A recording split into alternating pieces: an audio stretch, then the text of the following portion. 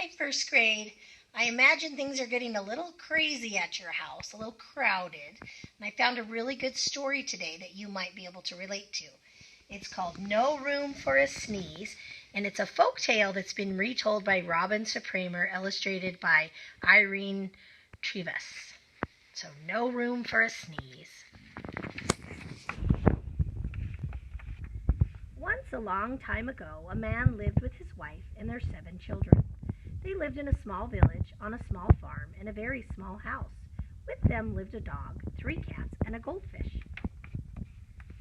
Sometimes it was peaceful and quiet, but most of the time it was not.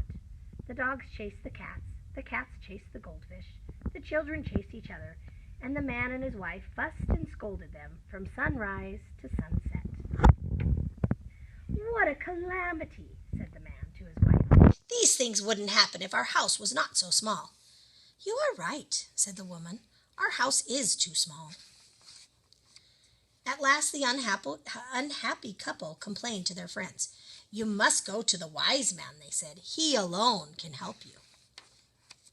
So the man and his wife climbed the hill to the house of the wise man. They stood before him and told him their story. "There is not room to turn around," said the man. "I cannot bend to tie my shoelace. If only our house were bigger." "So much noise," said the woman. "Such yapping, such yammering. It is worse than a circus." The wise man closed his eyes. He listened. Then he asked one simple question. "Tell me, are there animals on your farm?" The man and his wife grew puzzled. They had not climbed the hill to speak of animals. But the woman said, "We have some hens and a rooster." "And some ducks and a goose," said the man. The wise man clapped his hands. He tugged his beard and tapped the side of his nose. Then he said, "Go home, my friends, and take the ducks and the goose and the hens and the rooster into your house to live with you." The man and his wife couldn't believe their ears, but they did just as the wise man said. Now try to imagine the uproar: chickens squawking, the rooster cock-a-doodling, ducks quacking, the goose honking, feathers flying, and don't forget the children. The noise, the clutter, night and day and night, things were worse than ever. The woman sent her husband back to the wise man. "Dear wise man," he wept, "what can we do? Now the house is so crowded there is not room for a sneeze." The wise man looked at his fingers. He looked at his toes. "Tell me more about your farm," he said. "There is a mule to pull the wagon," said the man. "Ah," said the wise man, jumping to his feet. "Go home and take your mule into the house to live with you." "Where?" cried the poor man, but the wise man waved his hand. He would say no more. "Are you crazy?" yelled the woman. When her husband led the mule into their house, she hurled a pink petunia at his head. "Husband, have you lost your wits?" "The wise man has spoken," replied her husband, and he went to get straw for the mule. The children rode the mule around the kitchen. They dressed it in their father's coat and in their mother's hat. The husband ran back to the wise man. "Help me!" he cried. "My hair is falling out. My wife will not speak to me. Only a miracle can save us." "Do you have a cow?" asked the wise man. The poor man nodded. "Good," said the wise man. "Bring her into the house to live with you." With tears rolling down his cheeks, the man led the cow into the house.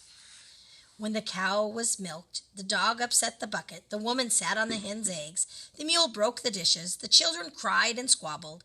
The man and his wife did not know what to do. "Go back to the wise man," cried the woman. "Tell him he is ruining our lives."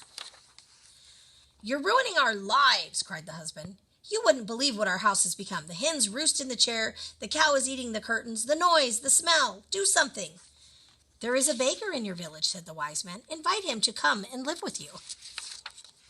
When the man came home with the baker, his wife almost fainted.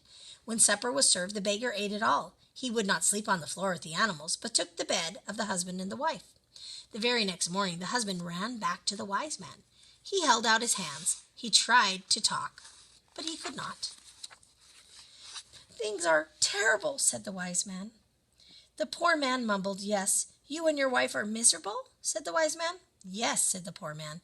"Yes, I have found another home for the beggar," said the wise man. "Go home and tell him to leave." The man ran home with the good news. His wife packed a lunch for the beggar. They waved as he went down the road. That night, the man and his wife slept in their own bed. How very good it felt. The next day, when the goose flew into the baby's cradle and wouldn't come out, the man left his house again. He stood before the wise men. "The time has come for the animals to return to the barn," said the wise men. "Go home now, my friend. Go in peace."